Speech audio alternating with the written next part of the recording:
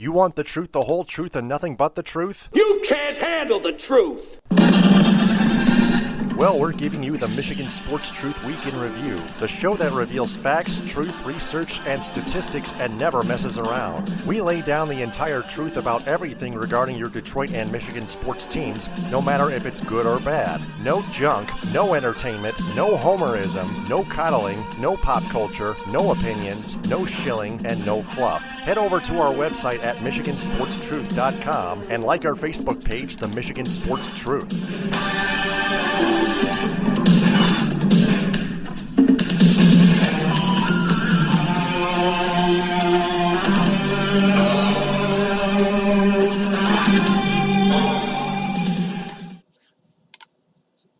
The hosts of the Michigan Sports Truth podcast do not take any suggestions or criticism from any member of its audience on how it should be run. It is up to the host to decide what they want to cover. They also do not intend to be any amount of popular in any way, shape, form, or fashion. Additionally, the views of the audience, right or wrong, do not reflect the actual truth revealed on this program.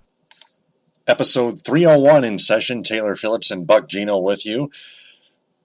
Follow Buck Geno on Twitter at Buck Geno III. Follow me on Twitter at DT2Phillips. Like and share the Michigan Sports Truth Facebook page. The time has come, Buck. Larry Nassar is toast. He is now sentenced to 40 to 170 years for 7th-degree criminal sexual conduct, assault, in addition to 60 years for child pornography, which totals up to 100 to 235 years in prison. Holy jumping! Oh, man! I love it!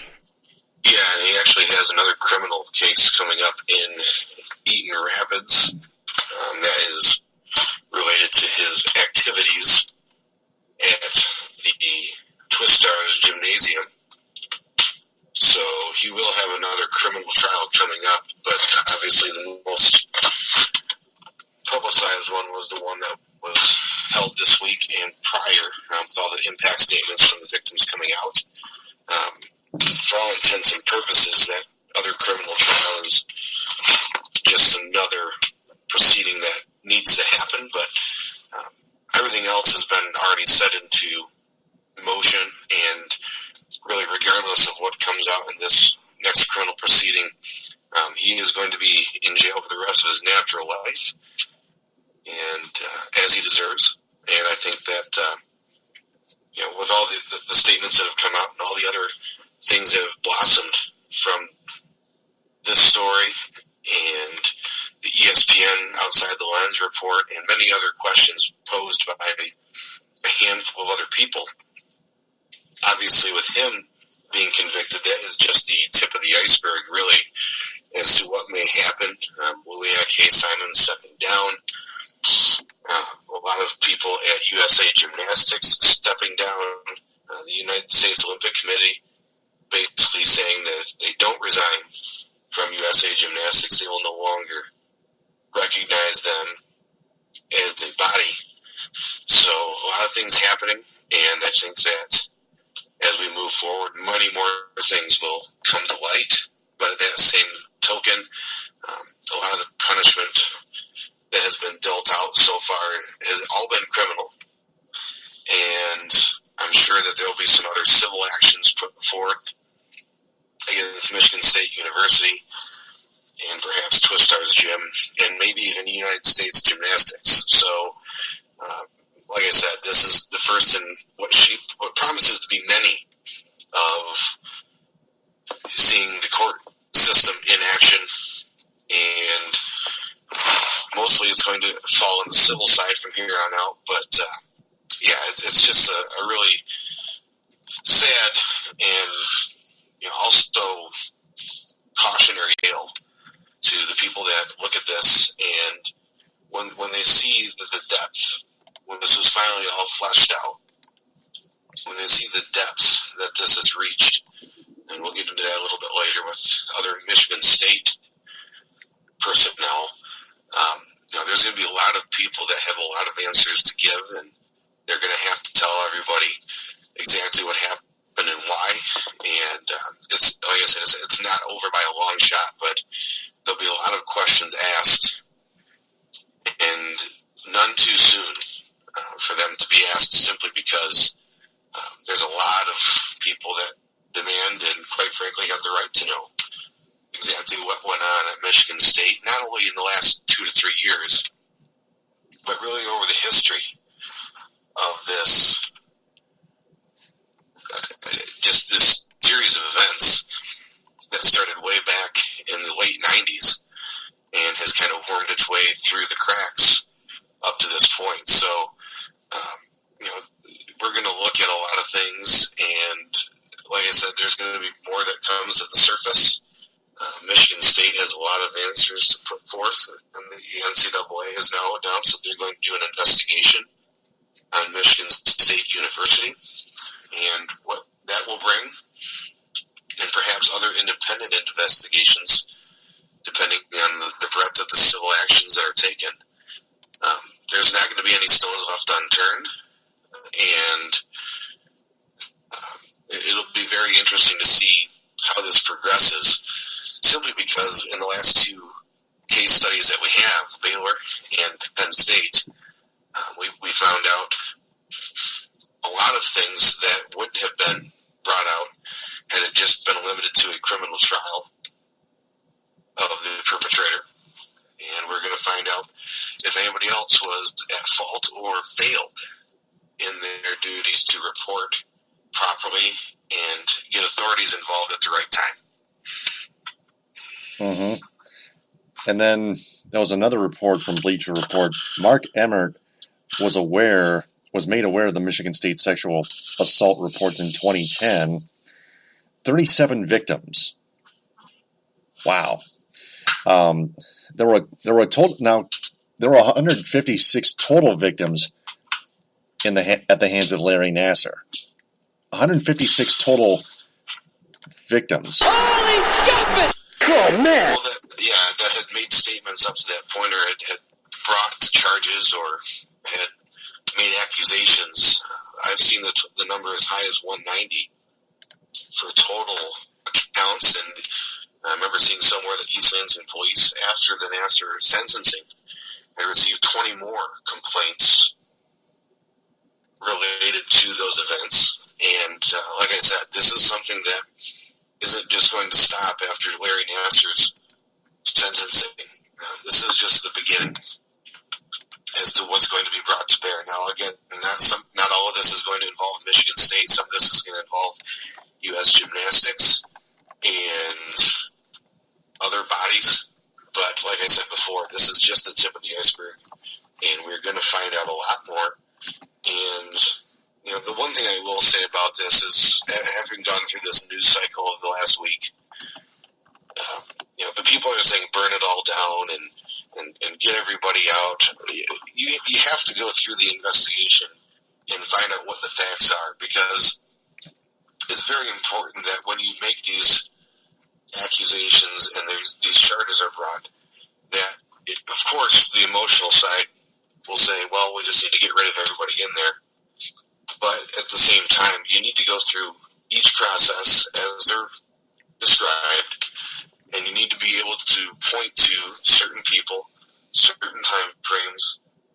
You need to be able to put together a cogent argument for each one, because if you go willy-nilly and try to get everybody involved right away, I think that you run the risk of missing some key facts, and that's happened both in the Baylor case and the Penn State case as well, where everybody wants these people strung up by their toes, and again, it makes sense. It's the visceral reaction.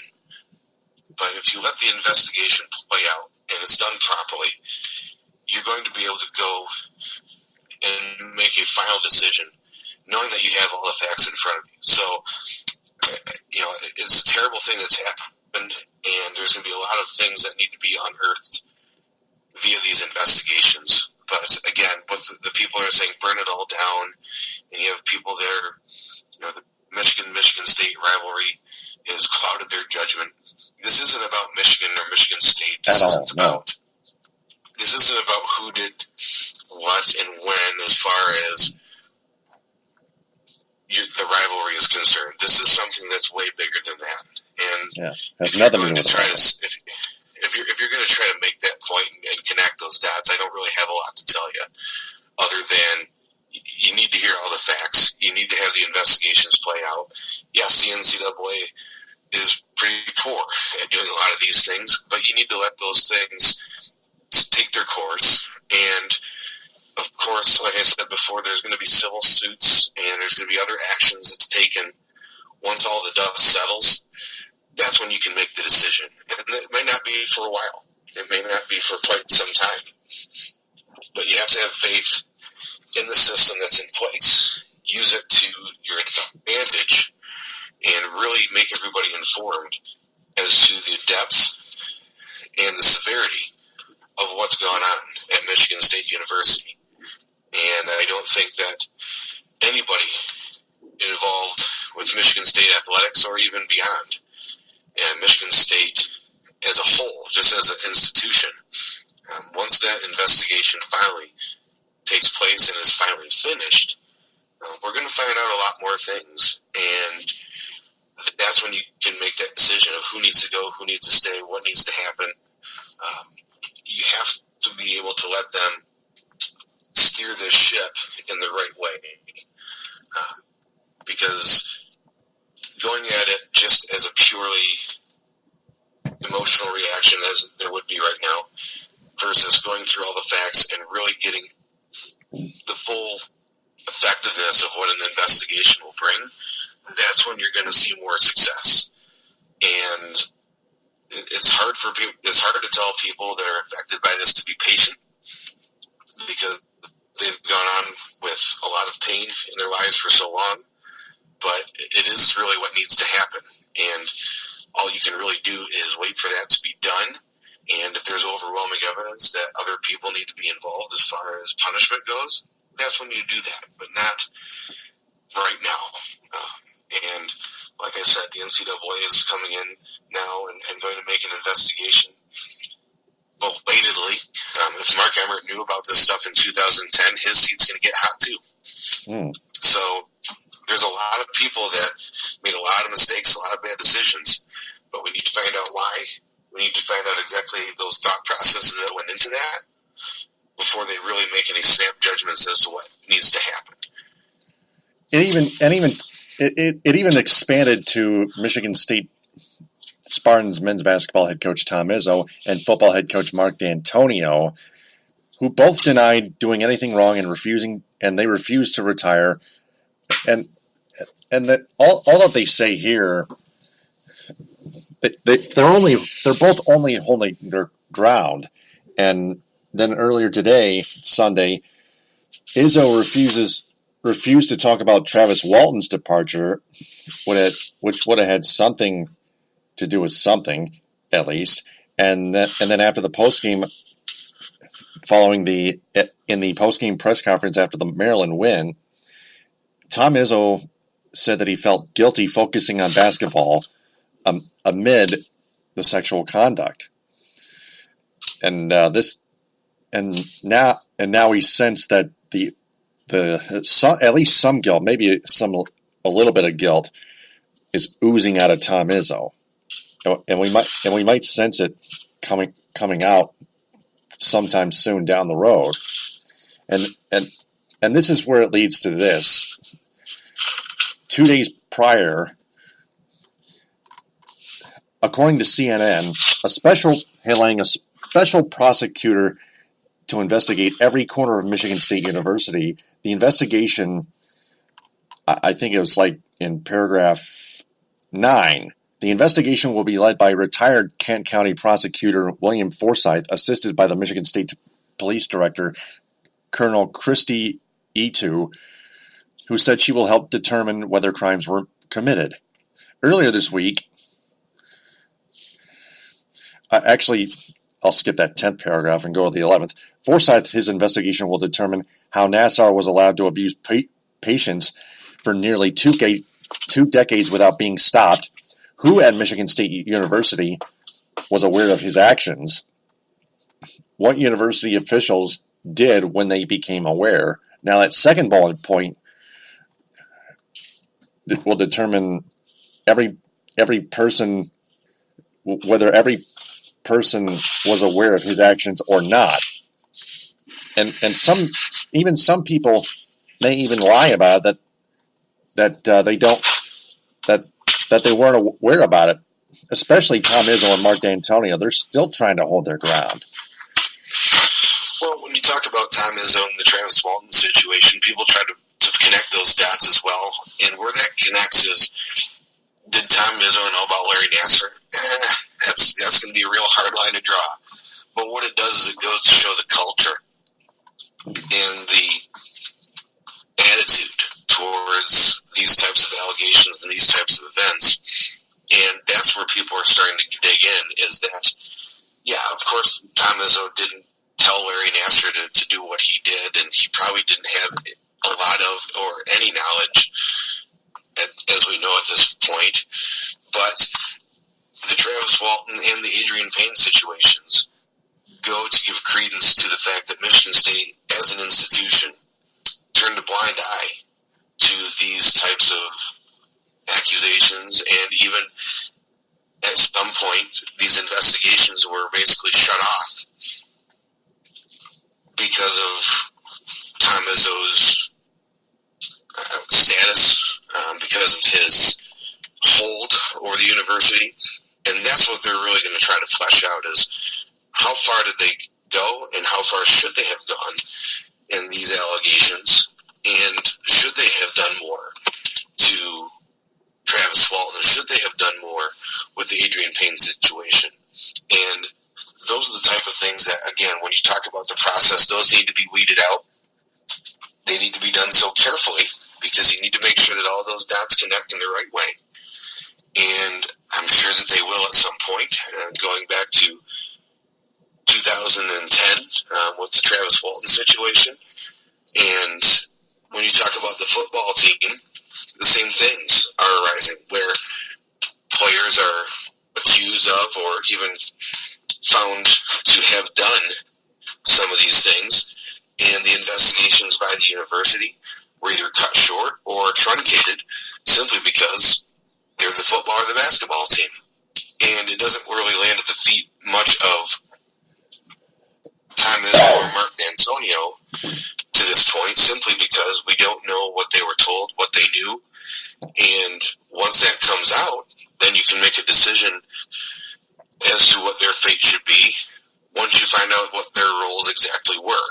So to speculate at this point that they should be fired or they should be reprimanded or forced into retirement or whatever it is that you think should happen, it's too early to tell that stuff. And I know that people, like I said before, really want to jump in with both feet and get everybody out as quickly as it can, but it's not the most effective way. And with all the things that are coming to light, you just kind of have to let it go. As far as the investigation is concerned, you just have to let it take its course. You can't jump in and say, well, this guy needs to be fired because he knew about somebody that committed sexual assault. Correct. Well, whether he knew or not is one piece of the puzzle. It's what they do about it, who did they report to, and you draw the parallels. It closely follows the Penn State equation, whereas they can say, well, I told the right people, and then I kind of let them deal with it. And I kind of made this point with a couple of other people that I've been talking to. Doing just enough, that might be enough to help you keep your job, or that might be enough to give you some defense as far as what the books say the rules are. But as a human being, that's where you kind of have to draw that line and say, what did they actually do? Did they report to the proper authorities and then just kind of let it go and see what happened? Or were they proactive once they found out these things, and did they make the right call and right decisions as to how they should proceed? And that's where it's going to be real sticky, because even in the Penn State case, you have people that, by the book, did the right thing. But sometimes the book isn't always right, or sometimes the book doesn't tell you to have feelings or use your own moral judgment as to what should happen. And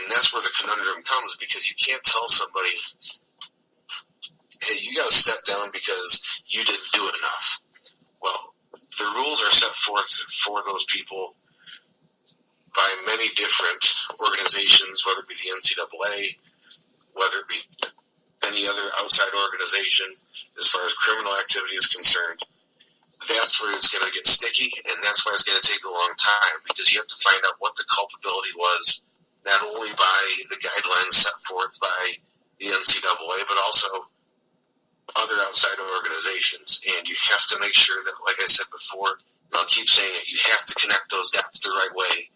Otherwise, it's not going to fit, and it's not going to make sense, and you're not going to be able to get to the resolution that you hope to get to.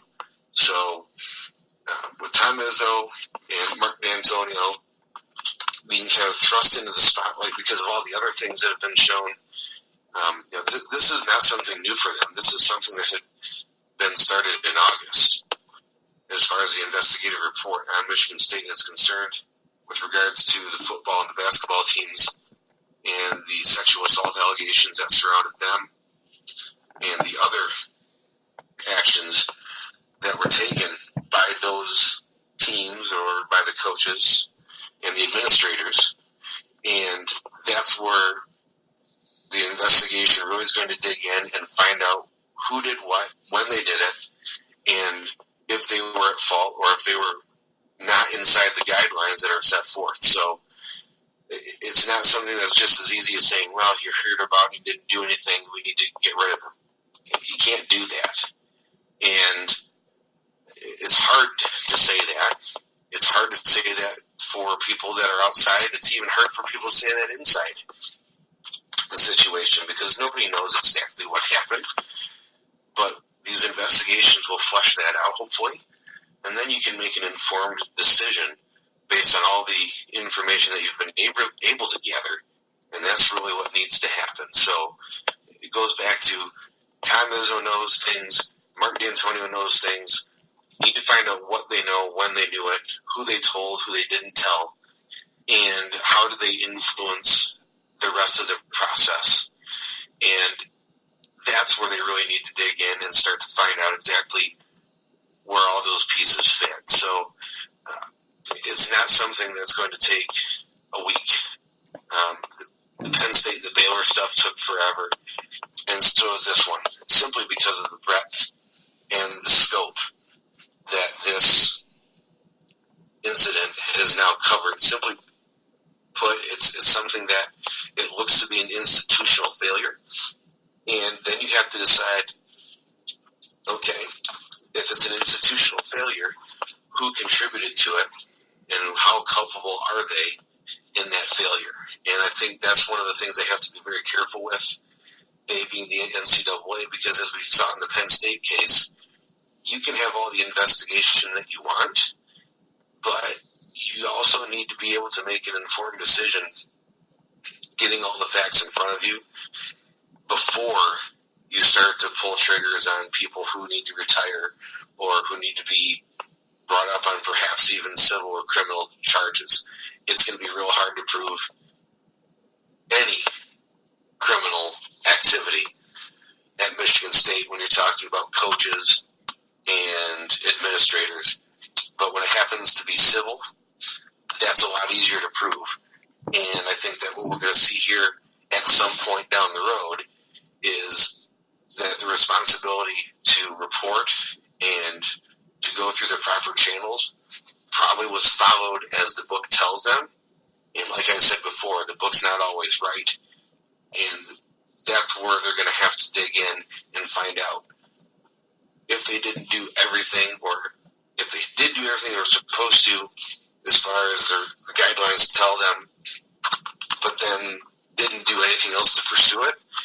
That's when the court of public opinion then steps in, and that's where the pressure is brought to bear. So it may be 6 months, it may be a year and a half.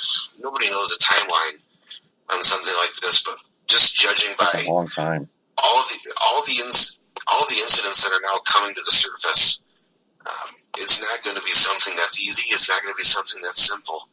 And at the end, whenever that might be, you just hope that all of the information has been gathered, and then they can make that decision based on all of that. So, there's a lot of people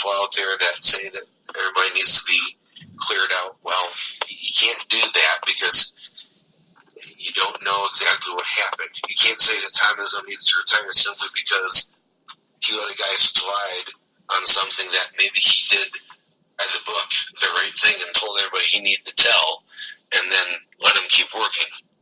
You're not going to get him on something like that. But what you can do is, again, that court of public opinion, that's something that can be brought to bear, and we don't know what the board of trustees is going to look like by the time that investigation gets over. We don't know who the president's going to be of Michigan State University. We don't know a lot of that information, and that's going to be a real big part of when this investigation finally is over, what the composition of that board of trustees and that president's chair looks like, because obviously they're going to have a much different perspective than the people that were already in there, and they're going to be the ones that are making the decisions. So it's very pivotal in these next 3 to 6 months for Michigan State to not only make those right decisions as to who to bring in for the president, who to bring in to investigate this, if there's going to be an independent investigation, which I would almost assuredly think is going to happen. Those are going to be the people that are making the decisions, and what they think is supposed to happen, what they feel that the events are, and what they think what their interpretation of those events are. That's going to determine the course of action that they're going to take against coaches like Tom Izzo and Mark Dantonio. I think at the very end of this, when it all said and done, it's going to be up to, like I said, that court of public opinion, that the general consensus, even though they might not be found guilty of violating any rules, per se, that people are going to look at that and say, well, if he's going to let that go, or if he's going to do just this, then maybe we need somebody else in that spot. And the parallels to the Penn State Joe Paterno situation are quite high. Joe Paterno was not found at fault by the investigation as far as following guidelines. But the institutional failures that followed after that, he was held responsible for, because he was the person that, right, wrong, or indifferent, was the person that needed to step up and say, hey, this is what needs to happen. And if you don't do that, if you don't stand up and say, this is what needs to happen, this is how this should go, then you're probably going to get shown the door. And that's exactly what happened to Joe Paterno. And that's something that is a distinct possibility with Mark Dantonio and Tom Izzo. Now, I'm not saying that they should resign. I'm not saying that they should be found guilty of anything. But if you start to hear more things about what didn't happen or what wasn't taken care of because they didn't speak their mind, they didn't represent the school in a way that people want them to, then they're going to have to find other things to do, because people are not going to let that fly. And especially with all the precedents that have been set by the Baylor and the Penn State cases, like I said before, I would not be surprised if at the very end that Tom Izzo and Mark Dantonio both are either A, forced to resign, or B, had their contracts terminated simply because the school just doesn't want that stigma hanging around, and they want a clean slate. Yep. And Lauren Osweed said the same thing in a Facebook comment, screenshot by David Harns on Twitter at David Harns, about Izzo and Dantonio and the crime and the sexual assault crime itself. She commented, since this was an ESPN piece, they focused on athletics. I'm not out to get Izzo or Dantonio, and I don't believe the issue starts or ends with them. I think this is a much broader and more complex issue. Athletics needs to be discussed, but so many other conversations need to happen too. As for when I started talking about all this, I've been talking about this issue and others for years and years. Also, I've been talking to these reporters for a while. The piece that aired was taped in August. This whole thing is much bigger than athletics themselves, especially the in-state rivalry. As far as Tom Izzo and Mark Dantonio are concerned, they might have not been aware of the situation firsthand until they heard the news. That's what we're trying to sum up here. Right. I mean, you don't know what hit their desk and who told them exactly what happened. So That's where the investigation comes in. And as you said before, this isn't just a athletic department thing. This is a university thing. And the athletic department, I think, is going to be kind of some collateral damage because they're obviously at the forefront of this, but this goes much deeper than just athletics or the football team or the basketball team or the gymnastics. I mean, this is something that has permeated that university for a long time. And when it comes to light, everybody wants to just start taking names and kicking ass, but you can't do that. But like I said before, and I'll continue to say it, that court of public opinion, regardless of the findings of that investigation, that's who I think will be the real true judge of this. And I just don't see, at this point, I don't see any way that you can make a decision because we don't know 1/10 of the knowledge that we really need to have before you're able to make that decision, before you're able to say these people should have this punishment. This is what should happen. Mm-hmm. Absolutely. So, speaking of the Michigan State Spartan basketball team, Valentine for the win!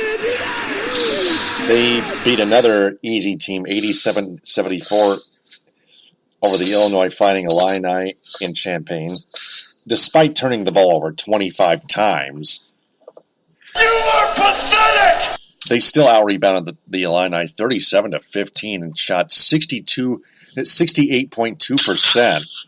Holy jumping! I love it! Miles Bridges with 31 points, Jaren Jackson with 21, 11 boards, and then they hosted the Wisconsin Badgers and beat them, unranked, 76-61 in East Lansing. Then they went into Maryland and survived an upset at the Maryland Terrapins, 74-68, just earlier Sunday, this past Sunday. They're home against the easy Penn State Nittany Lions Wednesday, 6:30 on BTN. And then they're at the Indiana Hoosiers Saturday at 8:15 on ESPN. That's going to be a big one. Indiana is actually has been good at home, admittedly, but I don't even know how good they are on the road. But they're at home against MSU this upcoming Saturday. Well, I mean, Indiana struggled early. They lost some games that they probably shouldn't have. They got pummeled by Indiana State in their first game of the season and lost to a couple of other teams that probably they shouldn't have. But they've also played some really good teams, very tough. I mean, they played Duke down to the wire in November. They played Louisville down to the wire a couple weeks after that. So they've been able to show up. They beat Notre Dame in the State of Indiana Classic. I don't know exactly what it's called. That's what I'm going to call it. But then they lose to Indiana Fort Wayne by 20. I mean, this team is really just starting to find its legs. And for all the good wins that they've had, they've offset them with some pretty bad losses. Indiana losing by 10 to Wisconsin in the Big Ten opener for the new year. And then barely getting past Penn State. And barely getting past Maryland last week. And then they lose to Illinois by a couple of points, who's not a very good basketball team. And then they show up against Purdue today and take them down to the wire in a 7-point loss. So with Indiana, they're a real mixed bag.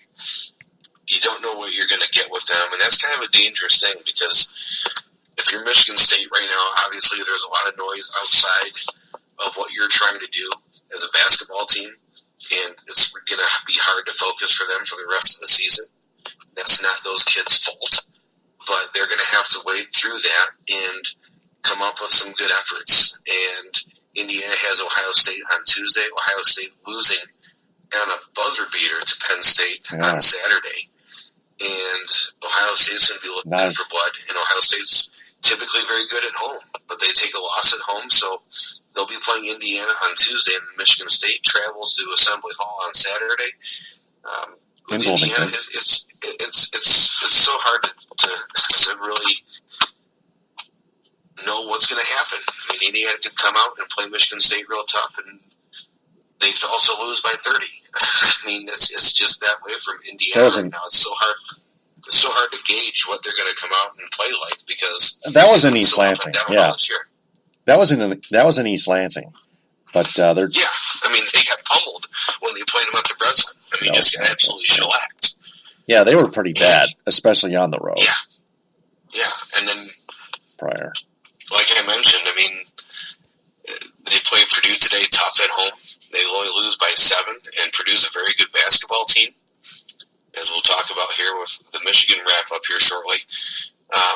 But again, you lose to Illinois by 2 points. You lose to Wisconsin by 10, who's not a very good basketball team this year. But then you go on the road to Minnesota, which even though Minnesota's down this year, it's not a good place to play in Williams Arena, and they pull out a victory there. So, yeah, it's a real mixed bag with Indiana. So I think for Michigan State right now, their focus just has to be play their game, do what they do best, and if they can do that, they should be able to handle Indiana at home. Yeah, Penn State upsetting Ohio State on the road in Columbus. Well, that could make the Nittany Lions a little tougher of a team than I thought at first. Yeah, you look at Penn State, and they're also all over the place. They lose to Minnesota at home a couple weeks ago, giving up 95 points. They lose to Northwestern, and then they go into Ohio State, which Ohio State right now, I would say, in the Big Ten, overall, is probably the toughest place to play. And they pull out a buzzer-beating win. So Penn State's kind of that mixed bag as well. And that's kind of how the Big Ten is right now, is nobody has really ascended other than Purdue to take that alpha dog spot. And so right now it's kind of Purdue, Michigan State a little bit on the fringe, and then it's everybody else.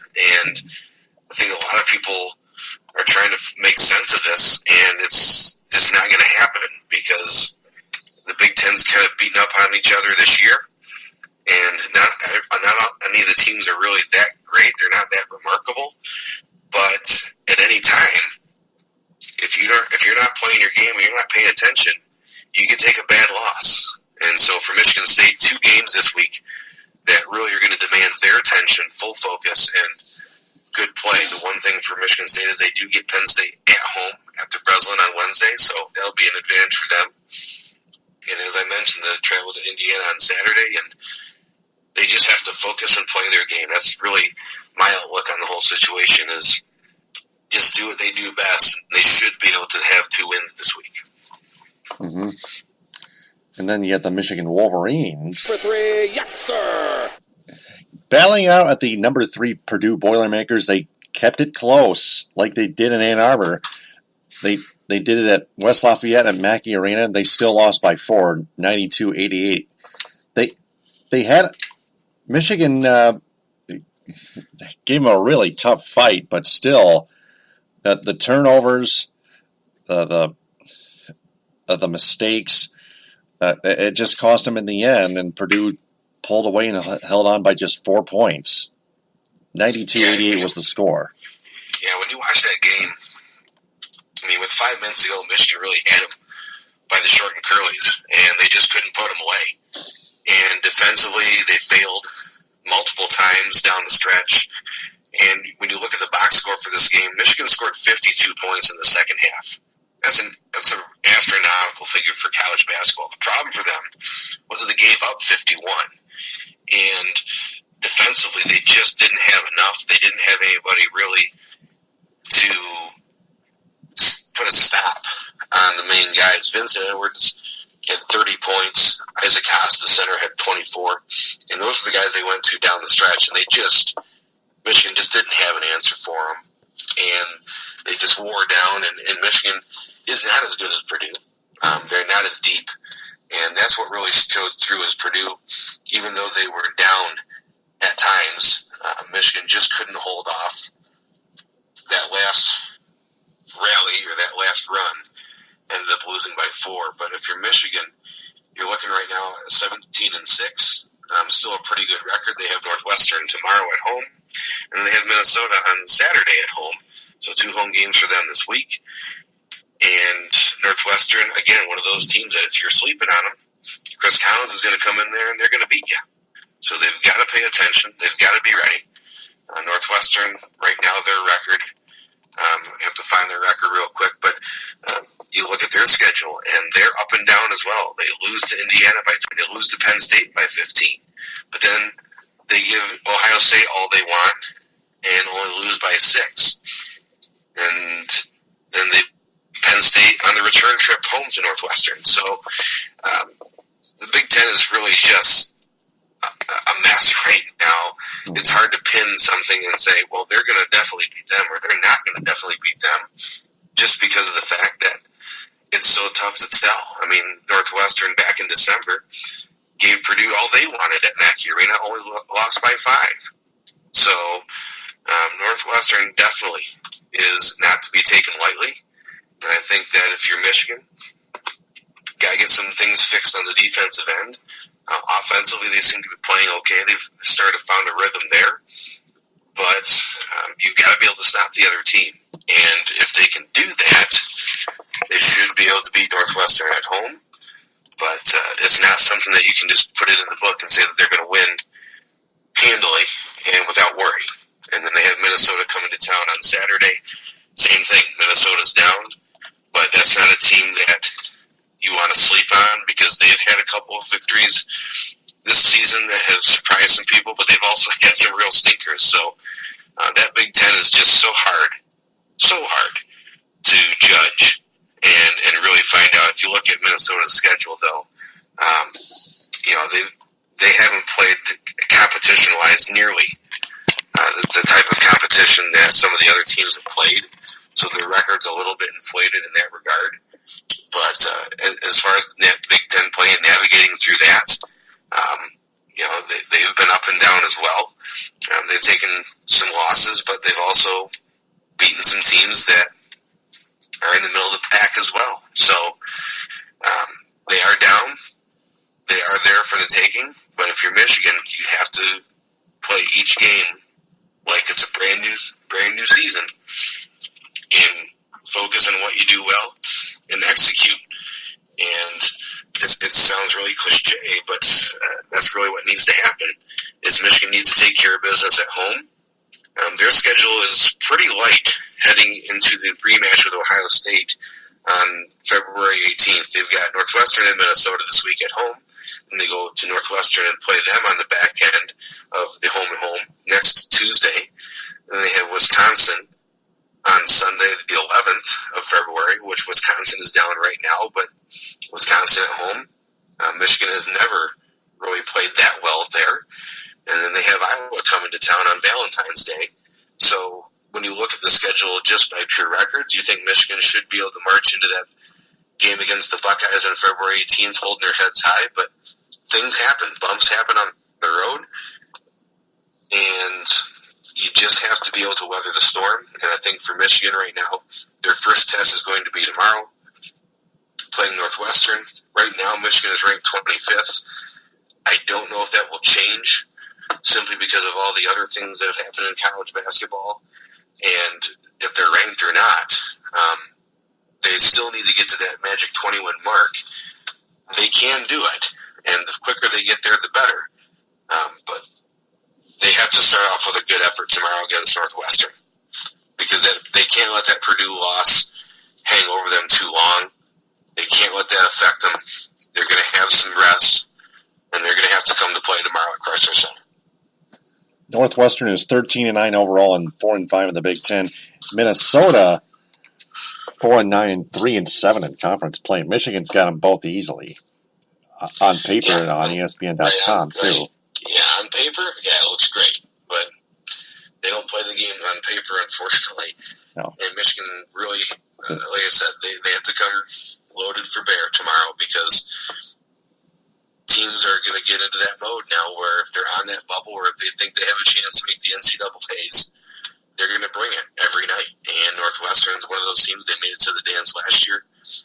They're not really being mentioned as a team that is going to be in that radar this year, but you win a couple games, string some together, and you turn 13-9 into 16-9, And then people are starting to talk about you. If you make a nice run in the Big Ten tournament, who knows?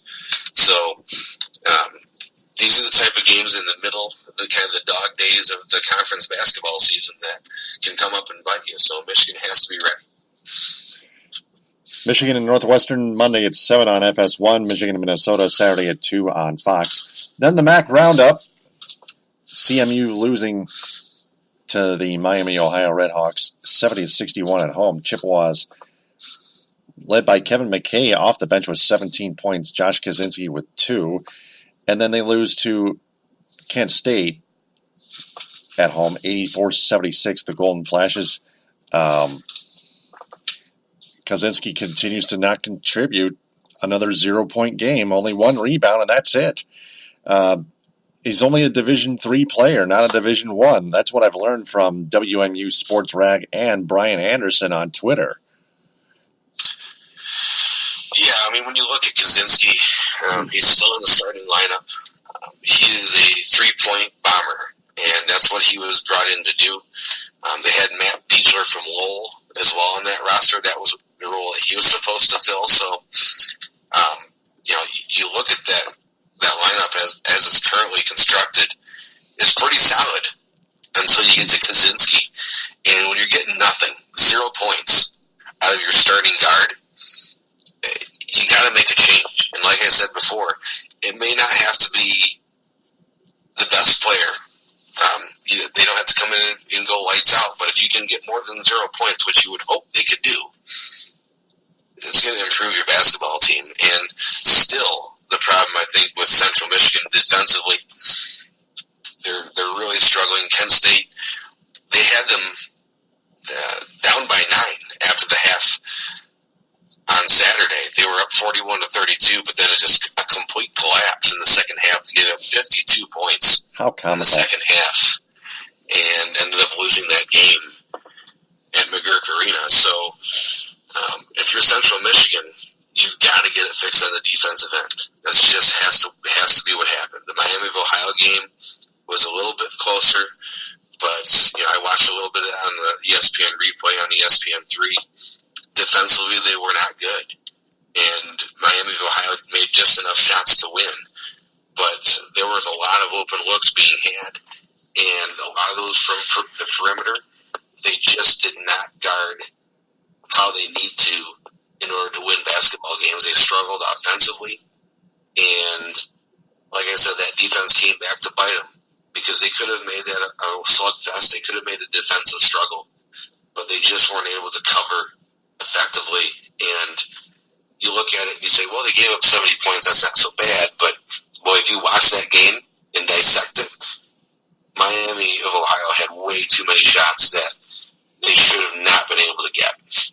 And they, like I said before, they made just enough to win. Chips are home against the Northern Illinois Huskies Tuesday at 7 and at the Ohio Bobcats Saturday at 3:30. Geno Davis has been doing an awful job thus far, especially in the MAC schedule. Just find ways to lose. Yeah, and like I said, it's when you look at the games that they've played, it's defensively that they've had breakdowns, and their scoring hasn't really suffered.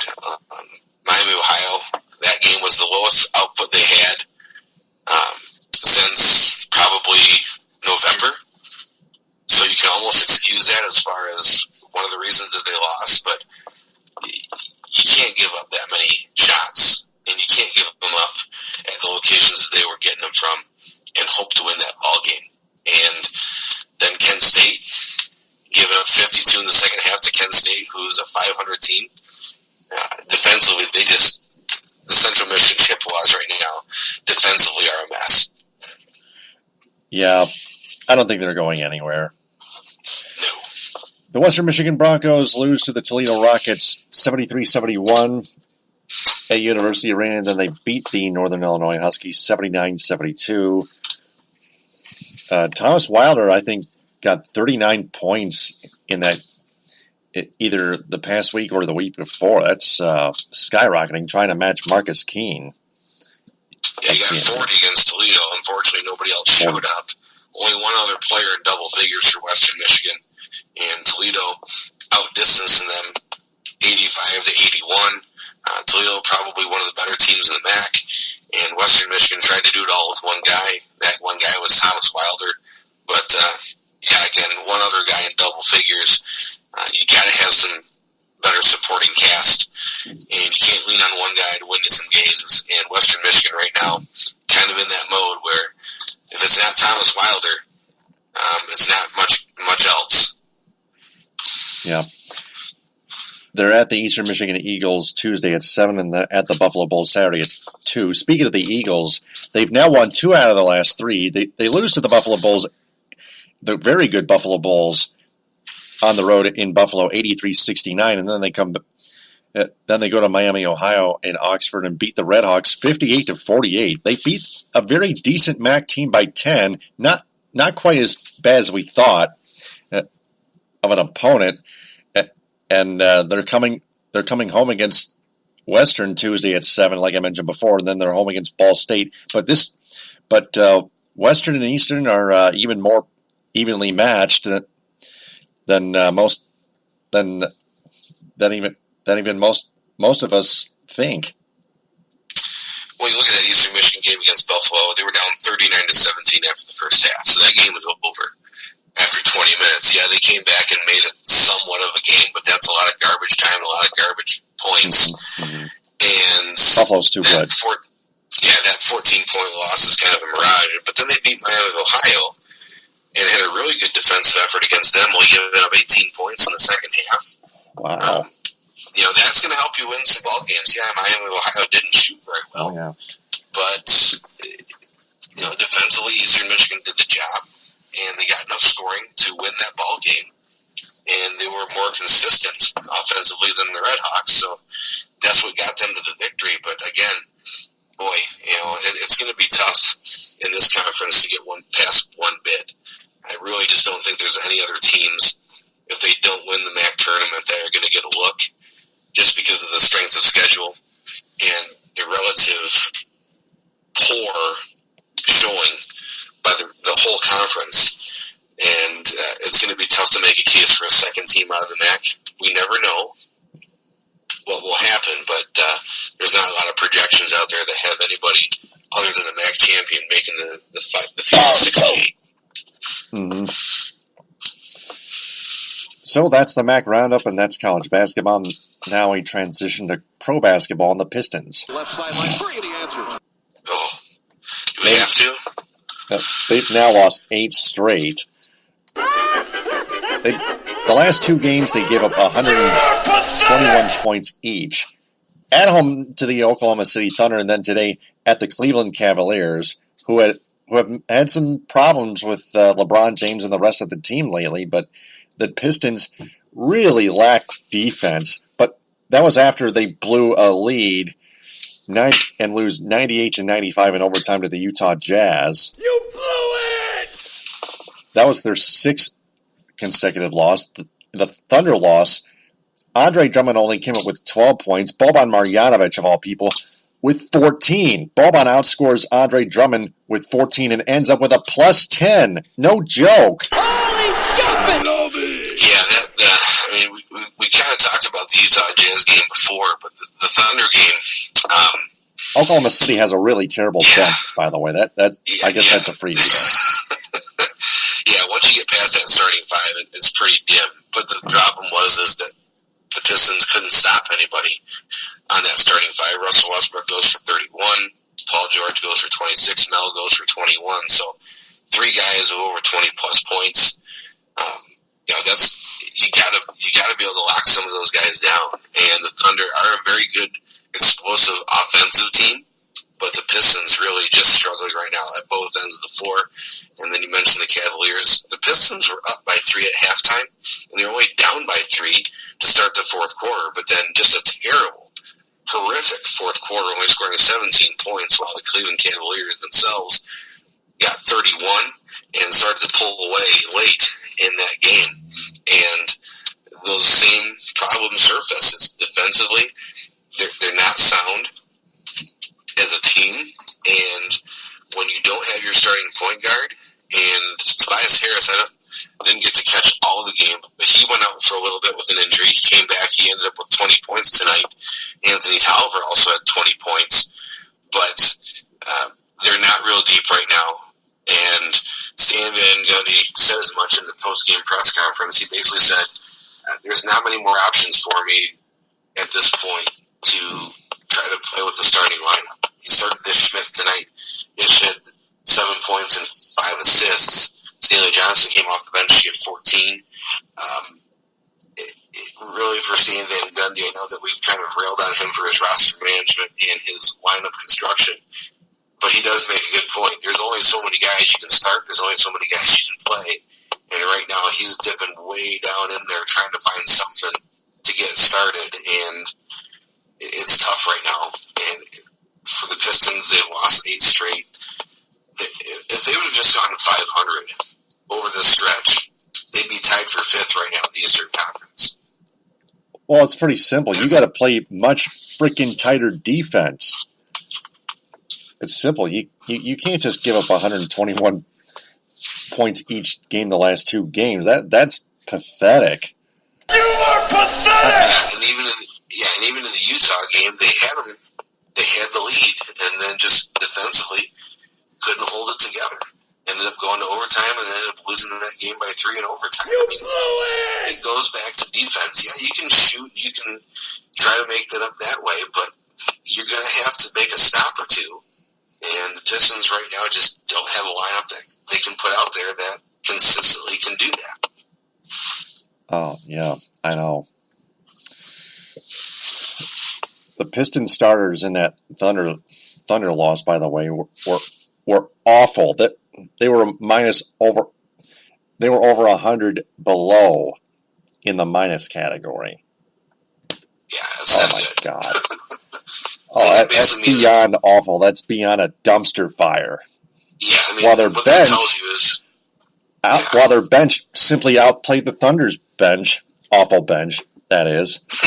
Right. And the Pistons still find a way to lose. Well, I mean, when your starting lineup per man is getting outscored by 20 points on the average, there's a problem.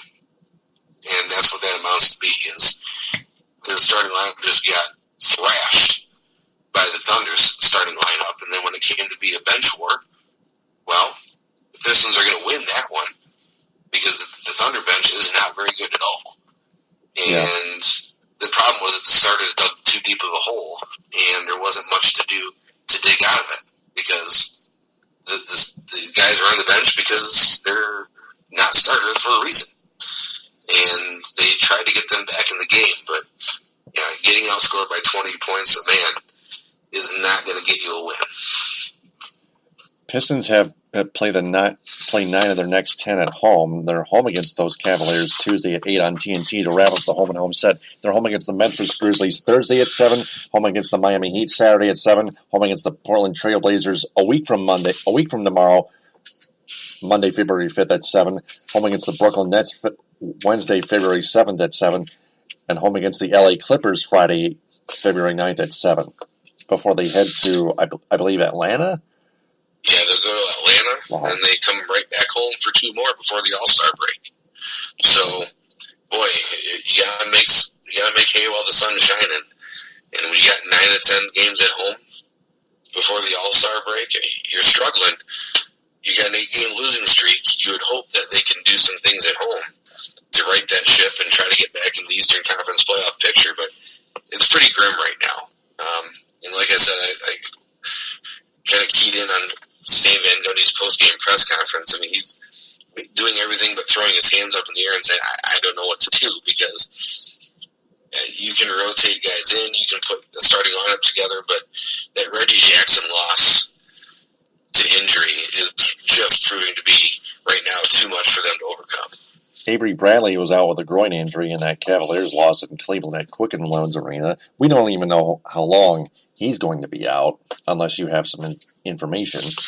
Yeah, all I know is that he missed today's game due to a hamstring issue. I thought it was a groin. Really said. It was a groin injury. He had a groin injury before, and now they're saying it's a hamstring. Okay. Which, I mean, so they changed it. At this point, it's all kind of in the lower body, so he's probably working through some things and you don't know when he's going to be able to come back and be 100%. At this point, if he's coming in, I think defensively he's probably their best front court player. But by the same token, you still have to have other guys help out. And right now they're just not being able to do that. Right. The NBA All-Star game a week after the Super Bowl, which is next Sunday. Patriots and Eagles. Yeah, the Patriots are going to win, of course. But only one team left to cover, and that's the Red Wings. You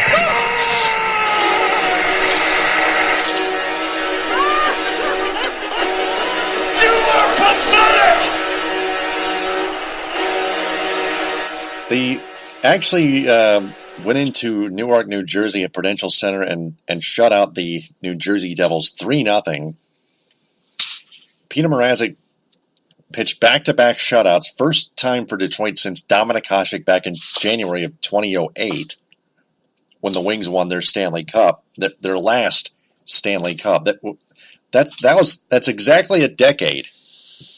Peter Mrazek shut out the Blackhawks 4-0 at United Center. Then he shuts out the Devils in New Jersey last Monday 3-0. He's got to. He had to be. He was solid, and then he stole the game for him. I mean, I watched that game, and Peter Mrazek absolutely was sensational. A couple of just brilliant stops, one on Brian Boyle right in front. That was a sure goal, and Peter Mrazek robs Brian Boyle, and he played one of his best games this season in shutting out the Devils. And then they go to Philadelphia the next night, and he performs admirably. He gives up 3 goals on 31 shots. They end up losing that game in overtime to the Philadelphia Flyers. And then they came home. And then they came home to the Blackhawks on Thursday night, and Jimmy Howard just got shellacked. 5-1. Peter Mrazek ended up mopping up in that game as well. And I get why they wouldn't want to play Mrazek 3 games in 4 nights, especially because he hasn't been playing as much. But I think that you at least give him the start and see what happens there. I really don't know why they started Jimmy Howard. Peter Mrazek had played pretty well the last 2 games and gotten you 3 points. Why don't you just play him again? Instead, they stick Jimmy Howard out there, who just gets absolutely embarrassed. They bring Mrazek back in after they pull Howard, but at that point, the game was lost. And they go down 5-1, which was the last game they had before the All-Star break for this weekend. Yeah, the Red Wings had all kinds of problems against the Blackhawks on both ends of the hockey rink. It wasn't just Jimmy Howard, but the defensive issues, the offense. Yeah, they weren't getting many chances. They just didn't play well, and that's going to happen over an 82-game schedule. You're going to have those duds, but really the only thing that I can point to is why doesn't Jeff Blashill continue with Peter Mrazek there? If he goes out and gets bombed, well, you played your 3rd game in 4 nights, you've got an excuse. You've got a built-in alibi for why you played so poorly. And, the rest of the team looked like they had been playing 3 games in 4 nights, but maybe Peter Mrazek comes out and plays well again and gives you a better chance to win.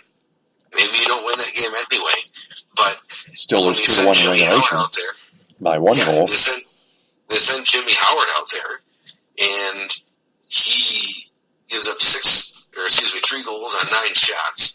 Could have been 6, Yeah, it could have been 6, and instead they have to pull him in favor of Mrazek, who has to go in and mop it up anyway, and gives up 2 the rest of the way. That's not to say the Red Wings could have looked at that game and said, well, we're going to win it if we would have started Mrazek. But boy, I think they would have had a lot better chance. But that team is just still a discombobulated mess. It's too hard to watch them for any prolonged amount of time just because, like I said, they played great against the Devils. They actually played pretty decently against the Flyers. Not great, but decently. Right. They were coming off a game the night before, had to travel again, but they got a point out of it, and they played relatively well. Peter Mrazek kept them in the game, got them the point, and then they return home, and they go right back to Jimmy Howard, who hadn't been playing who hadn't been playing that great before Mrazek got the last 2 starts. And that's the kind of the thing that just kind of sums it up, is Blashill going back to Howard when he could have put Mrazek in there and nobody would have doubted him. Nobody would have said anything about them starting Mrazek. People might have said that he was tired. Well, the whole team is. Yeah, Mrazek was not tired. The rest of the team was. Why not put him out there? Right. I mean, that's the kind of decision that when you're looking at it in a real vacuum, why not start Mrazek? Maybe they still lose that game 4-1. Who knows? But what that message to the teams is saying is, well, we're going to play the hot goalie, but only when I feel like it. Because Jimmy Howard hadn't played that great up to that point. That's why Mrazek got the back-to-back starts, and then you ditch him for the home game when he had earned that start. But that said, that 5-1 loss to the Hawks, our tanking process actually needs that. There's a reason why. Because this team, like you pointed out, this team has been discombobulated for years upon years since a decade ago or something like that. Now they're now 19, 21, and 8 with 46 points, 5th worst in the Eastern Conference prior to the All-Star break, which is still going on right now after the NHL All-Star Tournament went on. They're home against the San Jose Sharks Wednesday at 8 on NBCSN's Wednesday Night Rivalry.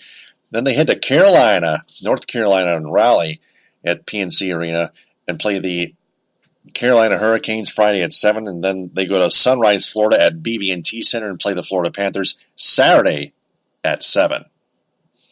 Yeah, I'll be interested to see who's in goal on Wednesday against the Sharks. I don't know why you go back to Jimmy Howard after the performance he put in against the Blackhawks.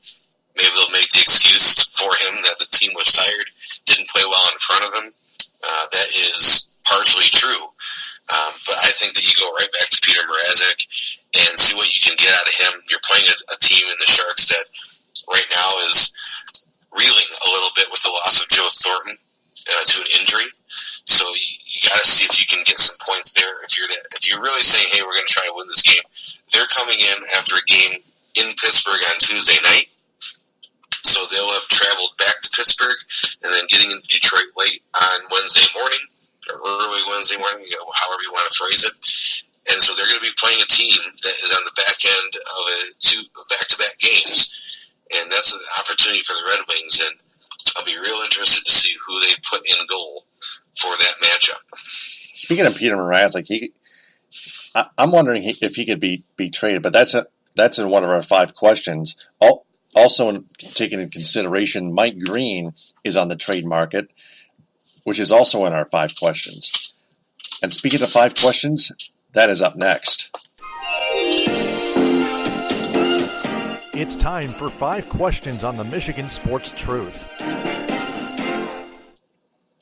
Question number 1. Can Tom Izzo and Mark Dantonio still be punished even if they don't retire? I think not, because again, like I pointed out, that even if they defended the president, they may not have been aware of that news until they heard it firsthand.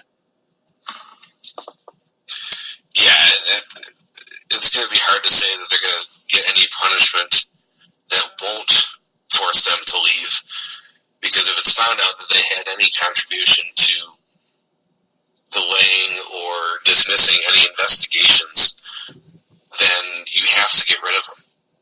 You just have to do it, because you can't have that. And the jury is still out on that one, but we talked about it at length at the beginning of the program. I don't think that right now is the time to make that decision, but if it's found out that they were contributing to the institutional decay that has really been brought to light at Michigan State University, I think they're going to be collateral damage. So I don't see them being punished other than either retiring, and I put that in air quotes, or being dismissed. I mean, really, I don't see if there's any other resolution, because at that point, if you're going to punish them, but you're going to let them hold their job, basically what you're telling people is, yeah, they did something wrong, but we're really not going to do anything about it. So, at this point, if there's going to be any punishments handed down, or if there's going to be any results from these investigations that are going to go on, it's probably going to end up in Mark Dantonio and Tom Izzo being let go by the university. Next question. Question number 2. Are the Eastern Michigan Eagles, going on a limb here, trying to make a statement in the MAC? They've won 2 out of the last 3. Well, like I said before, the MAC is not a very good basketball conference this year. They've won 2 out of their last 3, have the Eagles, but early season struggles, that record. Right now, they're 1 game above 500. What they're going to have to do is they're going to have to make a run in that MAC tournament to get any sort of recognition or have any chance of making the field of 68. But winning 2 of their last 3, and even in that 1 loss against Ohio, playing them pretty tough, losing only by 6, I would have to say that they're starting to kick their stretch run off on the right foot. But with that record, it's going to be too tough for them to make any type of run for any tournament unless they were somehow to surprise everybody and win the MAC tournament at the end of the season. Yeah, like I pointed out, it's the mediocre American Conference. Next question. Question number 3. Are the Pistons collapsing with their 8-game losing streak, and could they miss the playoffs because of it? I'd say yes. And yes. I mean, are they? I mean, I don't know about are they collapsing. I think they have. The question is, can they do enough in Reggie Jackson's extended absence to tread water and sneak into the playoffs? As I mentioned before, if they would have gone 500 over this last stretch, they'd be tied for 5th right now in the Eastern Conference. And they're not, because they've lost 8 straight. They've also had a 7-game losing streak this season, and that came in December. So if you have 2 losing streaks of 7 games or more, it's real tough to make the playoffs. I know it's in the Eastern Conference, which is right now considered probably top to bottom, the weaker conference, but you can't lose that many games in a row and do it twice in a season and expect to be places at the end of the season. So I don't see them making the playoffs right now, even with Reggie Jackson coming back at some point, because the way they've played with him out of the lineup has been less than inspiring. So I think that this is really kind of the death knell for them, simply because when he was there, they were a pretty good team, but when he's been gone, they've been downright terrible. And I just don't think that they're going to be able to right that ship in time for him to get back and make a late season push. Even if Reggie Jackson did come back, the bigger issue that I have with the Pistons is their defense. They lack defense like they usually do, and now it's hit an all-time new low, 121 points each in the last 2 games, at home against the Thunder, and then on the road against the Cavaliers. Embarrassing. Even with Avery Bradley, they would still lack defense. Even with Reggie Jackson, they can still lack defense. Right. That's what loses them games. Well, the thing with Reggie Jackson that people tend to forget, and they like to have those selective memories, is when Reggie Jackson comes back, yeah, they might be better defensively, but you forget that all the hero ball possessions he loses points for you on the offensive end also contribute to that. So when he comes back, it's not like they're going to cure everything and go on a long run, because there's still some issues with that roster.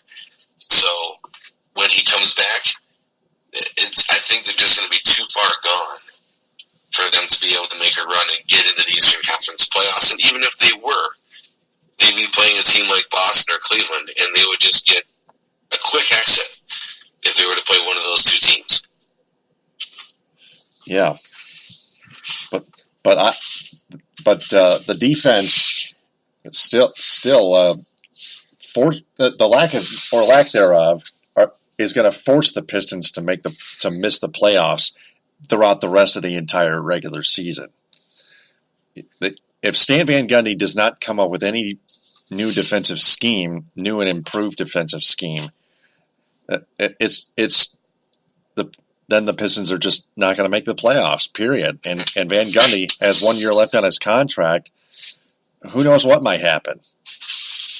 Yeah, I mean, this is a pretty damning stretch for him as far as his ability to dig the team out of a hole. We've seen this before. We saw it in December when they lost 7 straight. He said the same things. You know, I don't have a lot of answers. I can only play the guys that I have. Yeah, you can only play the guys that you have. Well, that's every coach's problem. But the thing with Stan Van Gundy is that for all the things that he's done roster-wise, a lot of these things now are coming back to bite him. I mean, you have Luke Kennard, who they drafted in front of Donovan Mitchell, who's going to be a Rookie of the Year candidate. And if they miss the playoffs again, they're going to have a lottery pick. And there's no guarantee that he's going to make the right choice then either, if he's still around. So not only is it going to affect what's happening this season, but it also could affect what's going to happen down the road, because if he's still in charge and he's the one that's making the draft pick in the lottery, who knows what's going to happen. Henry Ellenson has been a non-factor. A lot of people thought that he would start to develop this year, and that has not been the case. That's not SVG. Yeah, I mean, Stan Van Gundy never developed anybody except Andre Drummond's free throw shooting. That's it. Yeah, and then, I mean, for all the foibles of Andre Drummond, Partially. we finally got past that. We finally lost focus on that just to find out that this team is just poorly constructed, and there's a lot of holes that need some plugging, and it's not going to happen overnight. Yeah. Next question. On to hockey. Question 4. Where could Red Wings defenseman Mike Green be heading if he is traded by the deadline? Either Washington.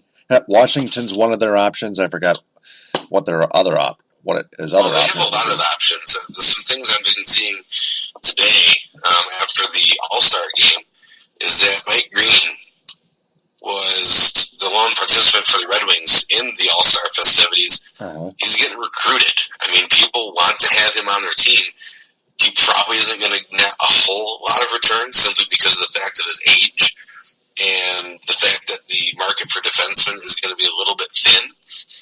But that said, he's probably going to be on the trade block, and he's probably going to go somewhere. I think Washington would be a good fit for him. He'd be a good 5th or 6th defenseman there and help him out in the power play. And right now, it's a little bit early to tell exactly where he'd go, but Peter Mrazek's another name that's been thrown out there as well. People think that he could be traded. That's question number 5. He could also, I mean, when you talk about that, what exactly are you going to be able to get for those guys? And I don't think that Detroit's dealing from a position of strength, so they're not going to be able to command a whole lot. But I think that Mike Green is obviously their best asset coming up to the trade deadline to get some draft picks and perhaps start building for the future by trading him and finding out who exactly is going to bid for his services with the most attractive package. And that's going to be really the key, is who's going to come out. And the trade deadline happens all the time. A team hears that a team is ready to make a deal, so they give him a sweeter deal just so he isn't playing for that team. So within the Eastern Conference, if Washington seems to be the target, there's going to be other teams that Washington is going to be looking at as far as facing in the playoffs that might get interested simply because they don't want Mike Green to go to Washington. So the Red Wings could benefit there from a little bit of the bidding war, but again, it's a little bit too early to tell exactly where he's going to go, but a lot of people at the All-Star Weekend seem to think that not only will he be traded, but he will be heavily pursued simply because teams will make that move to prevent him from going to a place that will be the team that they'd be facing in those playoffs. Mm-hmm. Next question. Finally, question number 5. Speaking of Peter Mrazek, could goalie Peter Mrazek be traded as well? We know he's on the market. He's being mentioned, but he's definitely on the market. He's got an expiring deal. He'll still be restricted. He'll be restricted free agent. But that said, you look at Peter Mrazek and what can they get for him? Because if you're going to trade him for a 3rd, 4th, 5th round pick, it doesn't make a whole lot of sense because you're not really adding somebody at that point that can do a lot for your team. But that again, it's just Ken Holland. it's Ken Holland, and you never know what's going to happen. Just like last year. The thing it's going to do, I mean, if you trade Mrazek, you're basically leaning on Jared Correll, who's in the AHL right now, and Jimmy Howard. And next season, the goalie market's going to be, I don't want to say flush, but there's going to be guys available. But if Ken Holland's leaving, I think that really what we're going to see here from the trade deadline, both for questions 4 and 5, is this going to give us a little bit of a preview as to what the plans might be. Because if he's going out and he knows that he's not going to come back, we're going to find out what he exactly is going to leave the cupboard with in this trade deadline. He could very well go out and just sell away. That's not his mode. That's not his MO. But if he knows that he's going to be gone, then there's not really a lot of motivation for him to keep that core intact, and he might go crazy as far as selling guys off and getting a lot of draft picks and prospect in return. So the trade deadline has changed tremendously over the last 20 years. It used to be you could get anybody for a song, but now it's very much more monitored and played close to the vest, so teams are not willing to give up a whole lot of talent and a whole lot of assets for a short-term rental. But again, when you get into a bidding war, sometimes you get lucky and you find a team that's real desperate to get a guy to help them out for a playoff push.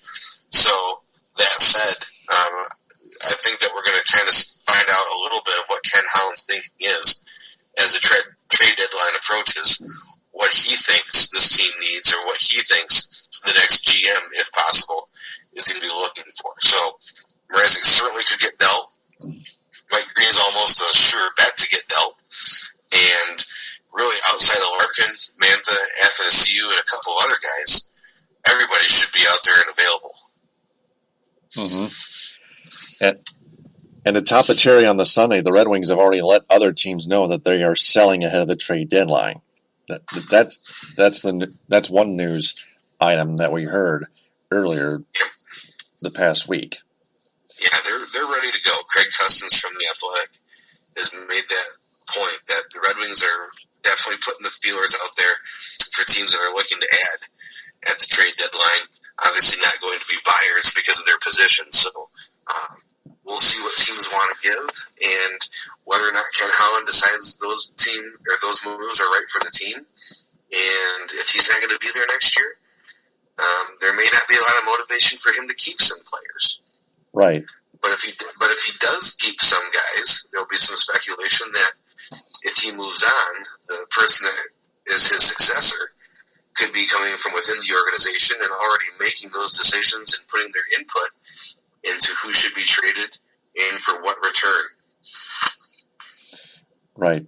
But that said, as long as that tanking process keeps this whole thing going, keeps both things going, the selling and the Ken Holland bye-bye stuff.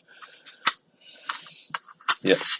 I think this organization may have an even brighter future. Who knows?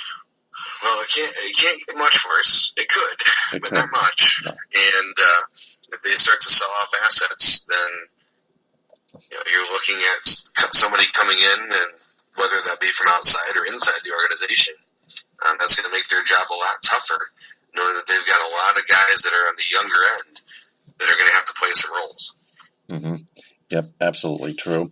So, all that being said, that wraps up our 5-question segment. And to our entire audience, if you want to answer those 5 questions, just replay that segment portion of this episode and answer them the best you can without going out of line. Well, a good 90 minutes in the books. That's episode 301. Nice, thoroughly explained job, Bug Geno. We'll talk to you next week. Yeah, very good. Yep.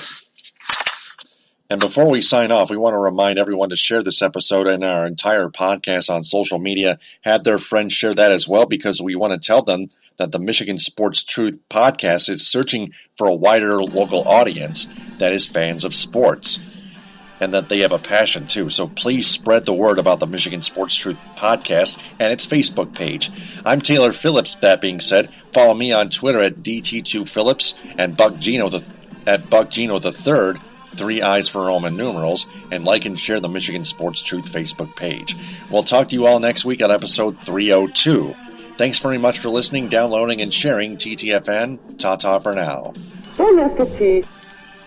The hosts of the Michigan Sports Truth podcast do not take any suggestions or criticism from any member of its audience on how it should be run. It is up to the host to decide what they want to cover. They also do not intend to be any amount of popular in any way, shape, form, or fashion. Additionally, the views of the audience, right or wrong, do not reflect the actual truth revealed on this program.